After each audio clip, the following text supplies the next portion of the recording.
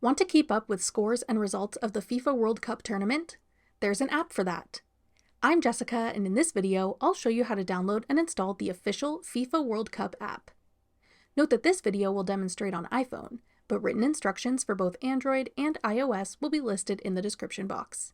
Now let's get started. To download the FIFA World Cup app, first open the App Store on your smartphone. Go to the Search tab.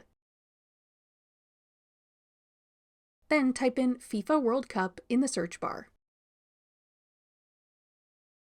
Tap FIFA World Cup when it appears in the search results.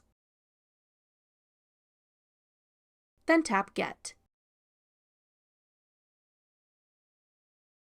If prompted, use Face ID or enter your password to confirm that you want to download the app. Wait for the installation to complete. Then tap Open to start using the FIFA World Cup app. That's all it takes to download the FIFA World Cup app. Looking for a streaming app to watch the games live? Check out this tutorial next. Click the video on your screen now to watch. Thanks for watching. If you found this video helpful, we'd love it if you'd hit the like button below and subscribe to our channel. We put out great new tech tutorials like this one every day.